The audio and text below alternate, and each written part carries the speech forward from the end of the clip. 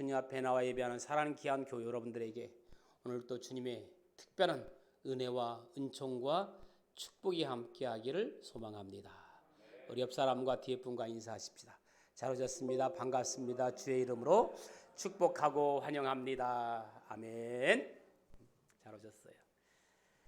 이렇게 주위를 둘러보면 어떤 사람은 그때 기분 내키는 대로 사는 사람이 있고, 또 어떤 사람은 기준을 정해놓고 그 기준대로 사는 사람이 있습니다.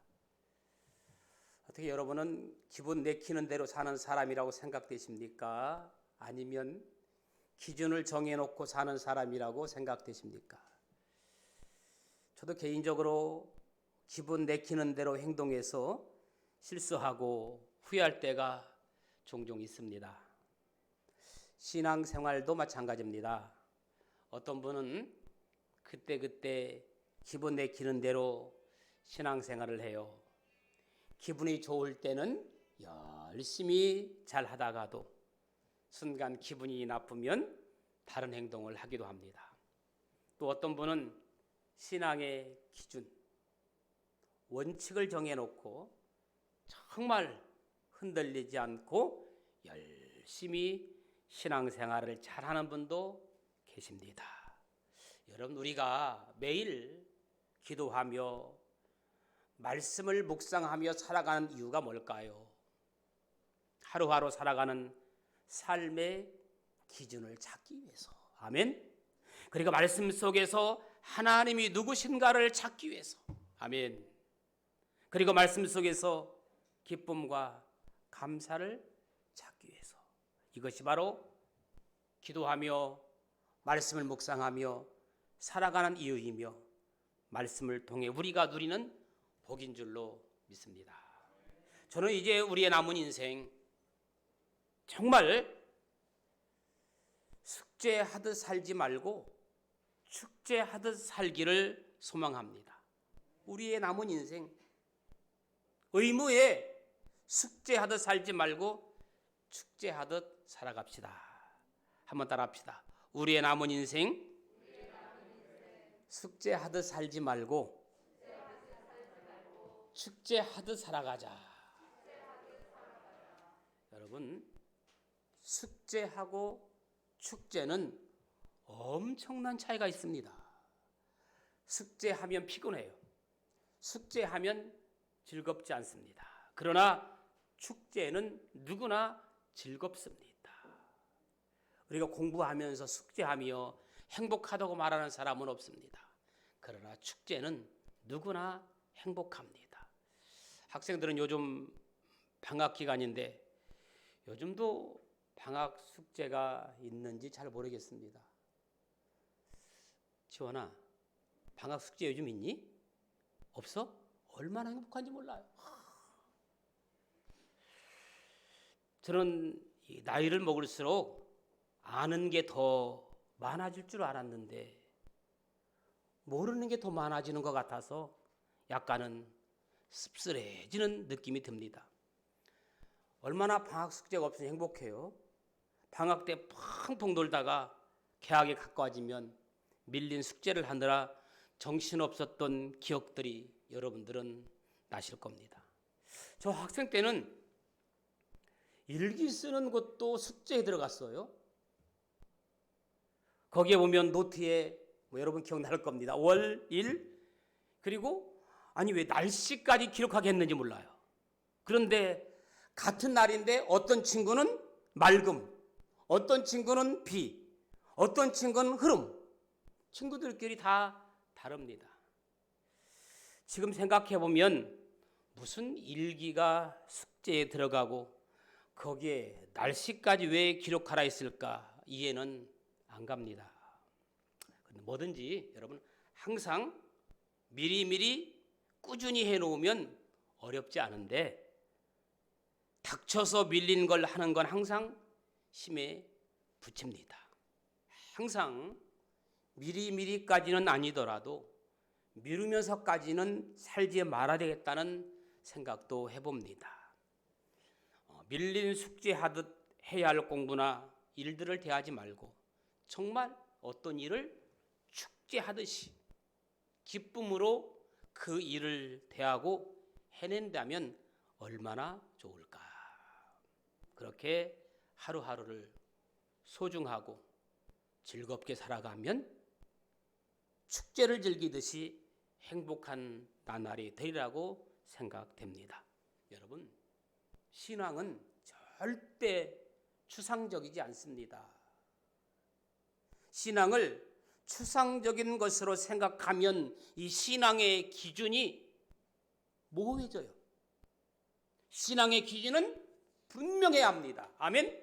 자, 예수님께서 요한복음 14장 6절 분명하게 말씀하십니다. 내가 곧 길이요 진리요 생명이니 나로 말미암지 않고는 아버지께로 올 자가 없느니라. 정확하게 신앙의 기준을 말씀하고 있습니다. 히브리서 12장 2절에 보면 믿음의 주요 또 온전하게 하신 예수를 바라보라. 바라보고 싶으면 바라보고 바라보지 싶지 않으면 싶지 마라. 그게 아니고 바라보라고 분명하게 기록하고 있습니다. 여러분, 그런 의미에서 볼 때 예수님을 믿는다는 것은 현실과 동떨어진 것이 아닙니다. 예수님께서는 분명히 우리에게 기준이 되십니다. 구원의 기준, 삶의 기준이 되십니다.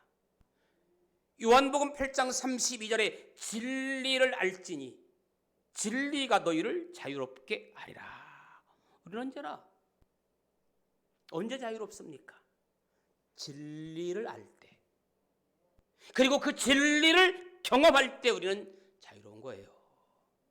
진리가 삶의 명확한 기준이 되기 때문이에요. 여러분 보세요. 산상수훈에서 예수님께서 우리가 천국 시민으로서 어떻게 살아야 하는가, 삶의 방식을 구체적으로 말씀하십니다. 언제나 여러분 기준은 명확해야 하고 구체적이어야 합니다. 두루뭉실하면 기준이라고 할 수 없죠.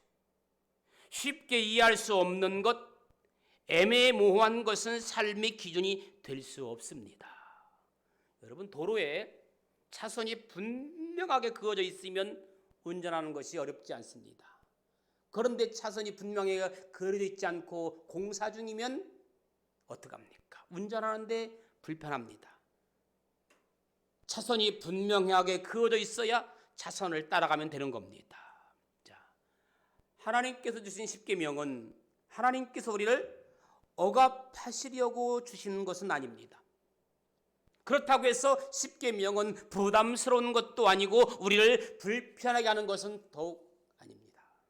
십계명은 우리에게 자유를 주는 기준입니다. 아멘. 여러분, 뭐든지 기준이 없으면 기분대로 살려고 합니다.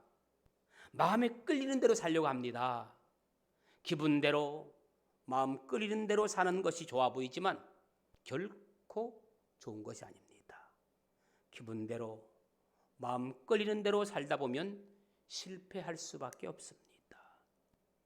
그런 의미에서 기분은 그렇게 중요하지 않습니다. 뭐가 중요해요? 기준이 중요합니다. 기분, 감정, 느낌이 삶의 기준이 되어서는 안 된다는 말입니다. 우리는 기분 따라 살면 안 됩니다. 기분 따라 살면 삶이 무너져 버립니다. 그러나 기준은 우리의 감정과 상관없습니다. 그러므로 우리는 기준을 붙잡고 살아야 합니다. 성경은 우리에게 명확한 기준이 됩니다. 성경은 우리가 걸어가야 할 길을 우리에게 제시합니다. 자, 오늘 본문을 한번 보실까요? 오늘 본문 다 읽지는 않았지만 오늘 본문에 보면 누가 등장하느냐? 느헤미야가 등장을 해요. 느헤미야가 두 번째 임기를 감당하기 위해서 예루살렘으로 돌아온 후에 일어난 일이 기록되어 있습니다. 느헤미야가 오랜만에 예루살렘으로 돌아와서 본 광경은 매우 충격적이었습니다. 여러분, 어디든지 리더가 부재할 때에 일어나는 사건들입니다. 오늘 느헤미야의 부재한 도강 역사의 시계는 거꾸로 돌아갔습니다. 오늘 본문 느헤미야 13장 11절, 17절, 25절에 보면 느헤미야가 이스라엘 백성들을 계속해서 꾸짖는 장면이 나옵니다. 자, 느헤미야가 왜 화가 났을까요? 기준이 무너졌기 때문입니다. 끊어야 할 것을 끊지 못하고 쫓아내야 할 것을 쫓아내지 못했기 때문입니다. 그래요. 기준이 무너지면 주변 정리가 잘 안 됩니다. 끊어야 할 것을 끊지 못하고 쫓아야 할 것을 쫓아내지 못하면 결코 새로운 역사는 펼쳐지지 않는다는 겁니다. 특히 우리의 영혼과 교회가 온전히 세워지려면 세 가지를 반드시 쫓아내야 됩니다. 오늘 본문 1절 한번 읽어볼까요? 1절 시작.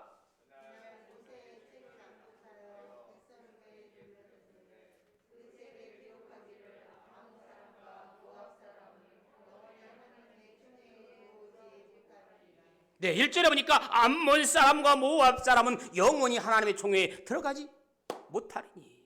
자, 암몬과 모압 족속을 쫓아내야 합니다. 원래 암몬과 모압 족속은 오늘날로 말하면 교회에 침투하는, 교회의 부흥을 방해하는 온갖 세속적의 사상을 뜻합니다. 이단, 권모술수, 아첨, 비방 이런 것들을 말하는 겁니다. 나폴레옹이 이런 말을 합니다. 아첨을 잘하는 사람은 비방도 잘한다. 교회든 가정이든 나라든 아첨, 비방하는 자가 많으면 무너지게 되어 있어요.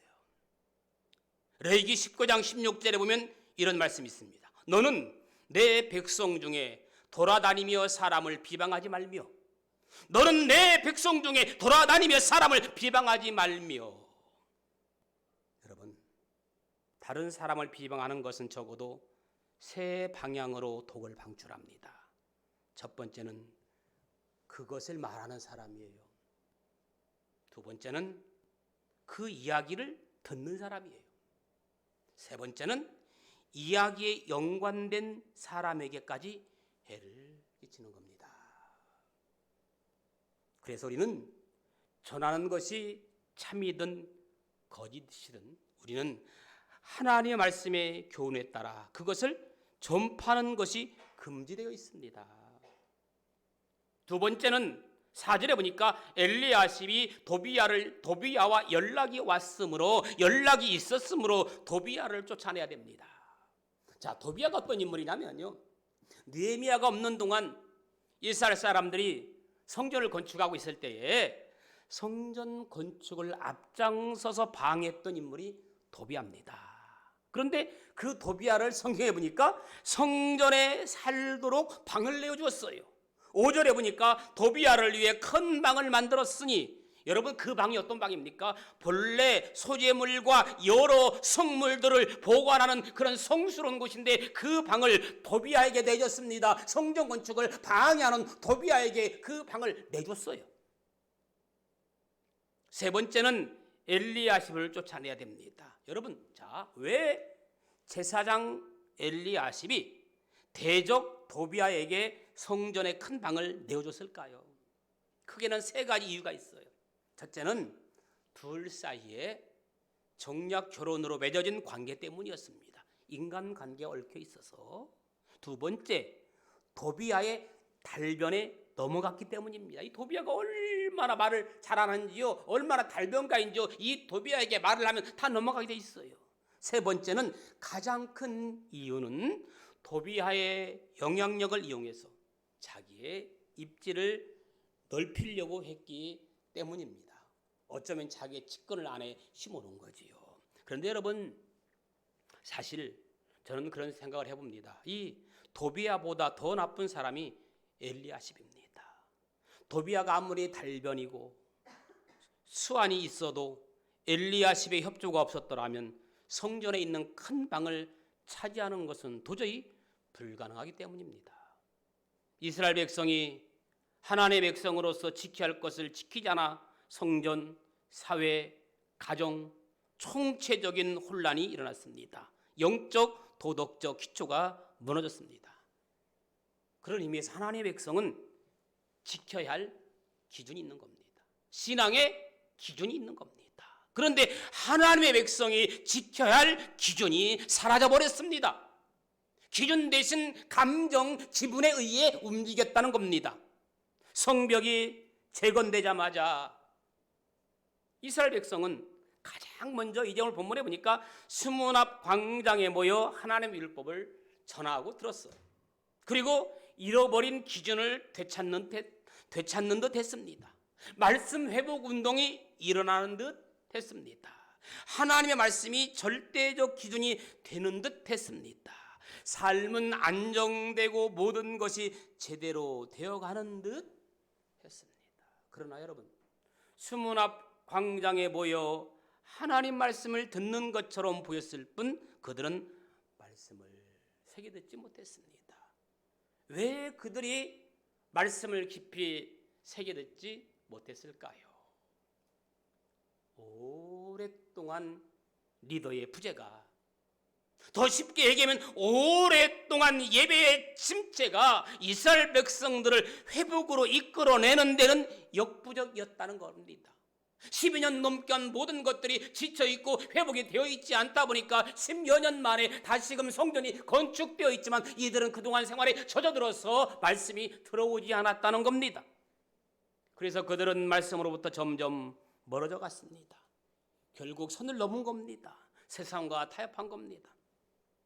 저는 이 말씀을 생각하면서 지금 우리의 신앙을 한번 되짚어 봅니다. 여러분, 터널과 같은 코로나를 겪으면서 우리는 삶 속에서 많은 것들을 포기하며 잊어버리며 살아왔습니다. 코로나 상황이 어쩔 수 없다고 생각하며 포기한 것들이 너무나 많습니다. 그 중에 하나가 비대면이라는 이유로 내 의지와 상관없이 목숨과도 같은 예배를 포기했고 만남과 교제를 포기했습니다. 오랫동안 포기하다 보니까 이런 말씀이 들어와도 그 말씀에 깊이 침투하지 못한다는 겁니다. 오랫동안의 침체가 한순간의 회복을 이끌어내기는 어려워요. 코로나가 우리의 삶의 기준이 될 수는 없습니다. 우리의 삶의 기준은 어떤 상황 속에서 하나님의 말씀이 기준이 되어야 하는 줄로 믿습니다. 어떤 상황 속에서도 여러분, 배는 바다를 거부할 수 없습니다. 배는 바다 위에 떠 있어야 합니다. 그러나 배 안에 바닷물이 들어오기 시작하면 배는 침몰할 수밖에 없습니다. 배가 침몰하는 데까지는 시간이 걸립니다. 한꺼번에 잠기는 것이 아닙니다. 배는 서서히 나도 모르게 침몰합니다. 이와 마찬가지로 타협은 서서히 이루어집니다. 조그만 데서부터 점점 타협해서 나중은 큰 것까지 타협이 이루어집니다. 삶의 문제가 생겼다면 삶의 기준이 무너졌기 때문입니다. 기준을 놓쳐서는 안 됩니다. 기준을 굳게 붙들어야 합니다. 적어도 우리는 기분으로 사는 사람들이 아닙니다. 삶이 깨어졌다면 기준을 재정립해야 합니다. 말씀처럼 본질로 돌아가야 합니다. 하나님 말씀으로 돌아가야 합니다. 느헤미야 13장 17절에서 19절에 보면 느헤미야는 이스라엘 백성에게 계속해서 무슨 문제를 가지고 책망하는 줄 아십니까? 안식일 문제를 가지고 책망하시면서 안식일을 철저히 지키라고 명령합니다. 어떠한 상황 속에서도 어떠한 환경 속에서도 안식일을 거룩히 지키라고 느헤미야는 이스라엘 백성들에게 책망합니다. 이스라엘 백성들은 세상 일에 몰두한 나머지 안식일에 예배 드리는 것을 잊었습니다. 하나님께서 안식일을 지키라고 말씀하시는 데는 이유가 있습니다. 매 주일 드리는 예배가 삶의 중심을 잡아주기 때문입니다. 여러분, 우리가 예배를 드리면 그래도 마음속에 더 평안한 것도 있지만 내가 이 말씀대로 살아봐야지 일주일 동안 그 말씀을 부여잡고 말씀대로 살려고 부둥키 안고 노력하게 됩니다. 우리가 주의를 성실하게 지키지 않으면 삶의 중심이 무너져 버립니다. 삶의 중심이 무너지면 모든 것이 무너져 버립니다. 그러므로 예수님께서는 다시 오는 날까지 주의를 잘 지켜야 합니다. 주의를 지키는 것을 대수롭지 않게 여기서는 안 된다고 말씀하고 있습니다. 안식일을 기억하여 거룩하게 지키라고 했습니다. 기억하여 거룩히 지키는 건 뭘 의미합니까? 기억하라는 말은 뭡니까? 주의를 기억해서 지키라는 겁니다. 이스라엘 민족이 어떤 민족입니까? 주의를 목숨 걸고 지켰던 민족이 이스라엘 민족입니다. 그런데 그들도 신앙의 침체가 오래되다 보니까 주의를 잊어버립니다. 말씀이 들어오지 않습니다. 그런 민족도 영적 침체가 오랜 세월 동안 지속되다 보니까 서서히 무너지고 말았습니다. 한국교회가 지금 그렇습니다. 이스라엘 백성들은 하나님 말씀에 순종하지 않는 것으로 인해 환난을 경험합니다. 재앙을 경험합니다. 삶의 기준이 무너져 버렸습니다. 우리는 순간순간 기분 따라 사는 것이 복이 아니라 하나님께서 주신 삶의 기준인 말씀을 따라 사는 것이 복인 줄로 믿습니다. 한번 따라 합시다. 기분 따라 사는 것이 복이 아니라 하나님께서 주신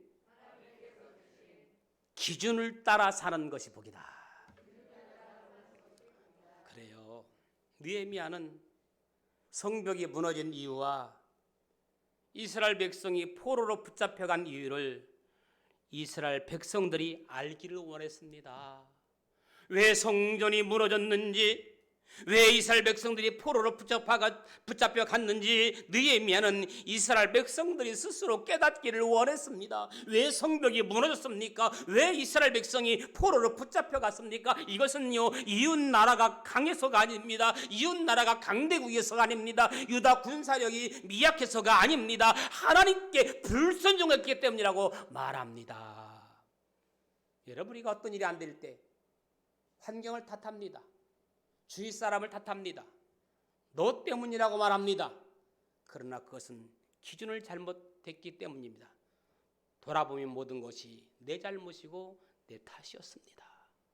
하나님의 말씀에 순종하는 것이 삶의 기준이 되어야 합니다. 우리가 하나님 말씀에 순종할 때 하나님께서 우리에게 복을 주십니다. 엄밀히 말하면 하나님 말씀에 순종하는 삶 자체가 복입니다. 할렐루야. 아브라함은 하나님의 기준인 말씀을 따라갔습니다. 그러나 롯은 하나님의 기준이 아니라 상황을 따라갔습니다. 언뜻 생각하면 롯은 현실 감각이 탁월한 듯합니다. 그러나 롯은 삶의 기준이 없었습니다. 반면 아브라함은 현실 감각이 없는 사람 같습니다. 어떻게 보면 꽉 막힌 사람 같아요. 겉모습으로 보면 롯이 잘 사는 듯하고 아브라함이 부족해 보이는 듯 합니다. 그러나 우리는 눈에 보이는 모습에 속아서는 안 됩니다. 현실 감각이 있는 사람은 물론 눈치가 빠릅니다. 센스가 빠릅니다. 그러나 우리는 눈치로 살지 않아요. 여러분, 우리가 사실 눈치가 빠르고 눈치가 없다, 이게 좋은 말이고 나쁜 말 같지만 어쩌면 사람이 눈치를 보는 사는 것은 좋지 않습니다. 눈치 보는 것에는 한계가 있습니다. 우리는 현실 감각보다 말씀 감각이 있어야 합니다. 우리는 말씀 감각으로 살아야 돼요. 조금 눈치는 없는 듯하고 조금 부족해 보이는 듯 하지만, 조금 얼떨떨해 보이는 듯 하지만 우리는 말씀 감각이 있어야 됩니다. 말씀 감각이 있으면 현실 감각은 떨어질지 몰라도 믿음 강해지는 거야. 할렐루야. 현실에 예민하게 반응하기보다는 말씀에 민감하게 반응해야 합니다. 아멘. 고개 좀 끄덕여 보세요. 제 말씀이 옳다고 생각되어지면. 자, 느헤미야는 이스라엘 백성이 과거를 망각한 것이 안타까웠습니다. 그래서 계속해서 이스라엘 백성을 거칠게 책망합니다. 이스라엘 백성은 성벽을 재건하기 위해서 많은 대가를 지불했습니다. 이스라엘 백성은 무너진 성벽을 바라보며 많은 아픔을 경험했습니다. 그런데 지금 이스라엘 백성은 이전의 모습으로 다시 돌아가려고 합니다. 우리는 이전의 모습이 아닌 말씀으로 돌아가야 합니다. 여러분, 그래요. 삶의 기준이 흔들릴 때 우리는 하나님 말씀에 기울여야 합니다. 혹시 여러분 삶의 기준이 흔들려가고 있습니까? 현실에 자꾸 부딪히고 있습니까? 하나님 말씀에 귀 기울이를 축복합니다. 하나님의 말씀은 세상의 그 무엇과도 바꿀 수 없고 타협할 수 없는 진리입니다. 세상은 하나님의 말씀대로 됩니다. 우리의 인생은 사람의 노력에 의해 결론나지 않습니다. 하나님의 말씀으로 결론납니다. 세상은 하나님 말씀이 아닌 다른 길이 있다고 우리를 유혹합니다. 샛길이 있다고 말합니다. 샛길이 있다고 속삭입니다. 그러나 그 같은 물질주의와 세속주의와 연결되어 있습니다. 우리는 하나님 말씀에 귀 기울이고 하나님 말씀에 주목해야 합니다. 사람의 마음은 참 약합니다. 강한 것 같으면서도 쉽게 무너져 버립니다. 사람이 시작할 때의 마음을 계속 유지하는 사람은 매우 적습니다. 이스라엘 역사를 보아도 마찬가지입니다. 처음 가졌던 마음과 비전을 끝까지 유지하는 것은 어렵습니다. 살면서 넘어질 때가 많습니다. 결단하지만 넘어집니다. 그러나 우리가 다시 일어설 수 있는 것은 임마누엘 하나님이 우리와 함께 계시기 때문입니다. 서두에도 말씀드렸지만 나이를 먹을수록 많이 알아지는 것이 아니라 나이를 많이 먹을수록 모르는 게 더 많아진다는 것이 안타까운 현실입니다. 세상은 자꾸 바꿔집니다. 추구하는 것들이 달라집니다. 우리의 실력으로 넘어질 수밖에 없습니다. 끝까지 갈 수도 없습니다. 오직 하나님의 열심으로만이 끝까지 갈 수 있습니다. 말씀을 정리합니다. 우리는 기분을 따라 살아서는 안 됩니다. 말씀의 원리와 기준을 굳게 붙들고 살아가야 합니다. 그러므로 말씀 앞으로 나아가십시다. 오직 하나님 말씀을 따라 살아가시기 바랍니다. 오직 하나님 말씀만이 우리의 생명줄이 됩니다. 우리는 평안화가 많은 시대에 살고 있습니다. 거듭 말씀드리지만 내일 일을 알 수 없습니다. 미래를 예견할 수도 없습니다. 내일 일을 알지 못합니다. 변화무쌍한 세상에서 우리는 말씀의 원칙을 붙들고 살아야 합니다. 하나님의 말씀은 1.1획도 변함이 없다고 했습니다. 회전하는 그림자도 없다고 했습니다. 하나님 말씀 삶의 기준을 삼는 사람은 삶이 명확합니다. 삶이 강력합니다. 삶에 안정감이 있습니다. 삶이 형통합니다. 흔들리는 세상에서 하나님의 말씀을 붙들고 살기로 결단하시기 바랍니다. 말씀의 자리, 여러분이 지금 앉아있는 그 자리를 고수해야 됩니다. 은혜의 자리를 고수하시기 바랍니다. 세상의 변화를 따라가지 말고, 상황을 따라가지 말고, 사람들의 말 귀 기울이지 말고, 자신의 기분, 감정을 따라가지 말고 오직 하나님의 말씀을 따라가시기 바랍니다. 따라합시다. 기분이 아니라 기준으로 사는 인생. 주님 감사합니다. 세상의 변화를 따라가지 말고, 상황을 따라가지 말고, 사람들의 말에 귀 기울이지 말고, 자신의 기분 감정을 따라가지 말고 오직 하나님 말씀, 기분이 아니라 기준으로 사는 인생 되게 하여 주옵소서. 예수님의 이름으로 기도합니다. 아멘.